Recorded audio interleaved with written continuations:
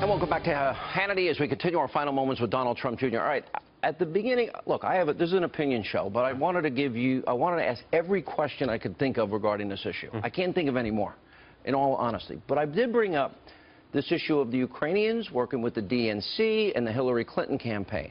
I also talked about a lot of other issues, the V-15 group that Obama's operatives and taxpayer dollars went to defeat Bibi. If going after foreign countries' elections is so bad. Very little media coverage. Real crimes have been committed in this country. I would argue Hillary Clinton destroying emails, mishandling, destroying them.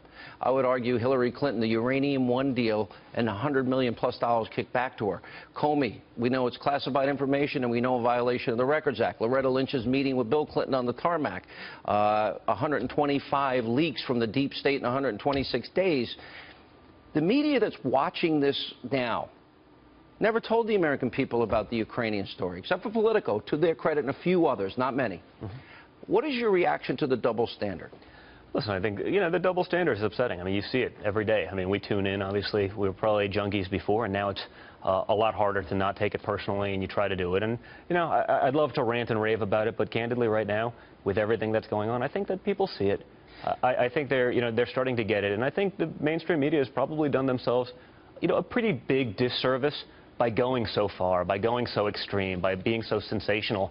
And I think it's pushing regular people away because they want to see what my father campaigned on. They want to see jobs. They want to see the numbers that he's putting up. The stock market keeps breaking hits. We have the all-time highest employment in the country in terms of overall numbers. All these things, that he promised he would do, they're happening. They're actually happening. And that's not getting any coverage. And that's a real shame. That's a real disservice to the people of this country. Well, I agree with you, and I agree. I think the forgotten men and women is something that I talked about last night. Obviously, Robert Mueller announced earlier tonight he's going to be looking into it. You said in a tweet you would fully cooperate with any investigation. Of course. Completely. 100%. Turn over everything that they want, and you feel you already have. Yes, sir. Yeah, and you have nothing to hide. You want to be, and that means you'll testify under oath, all of that. All of it. Yeah. Any other issue, your sister was attacked. I could play montages of that. Yeah. Joe Scarborough calls your father a schmuck, a goon, a thug. That's NBC's coverage. You've got the severed head issue. You've been attacked. It seems like one by one they try to pick off anyone around the president. Why do you think there's this reaction that is so almost like there's so many groups so opposing your father? Why do you think this? I've never seen it in all the years I've covered politics. I think we're just so far away from the political elite. Whether you were on one side or the other, you were still part of that group.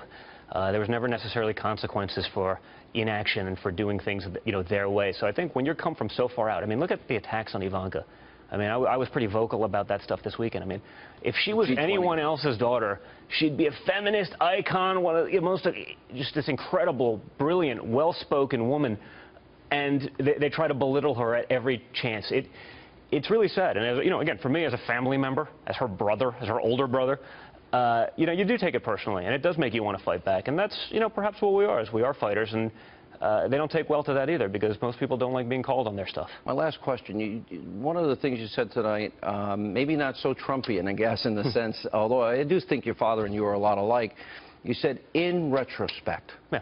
Explain that with a little bit more detail. Listen, again, I think I probably know more now. I think in the grand scheme of the hysteria that's been talked about, over the last 8, 9, 10 months with Russia, things are probably different than they were 13 months ago. And yeah, there were a couple people talking about it, and they just sort of, launched this notion. It's just a little bit different. In retrospect, I know more now, but hindsight's always 20/20. All right, Don Jr., thanks for coming in. Thanks. Appreciate you answering every question I can think of.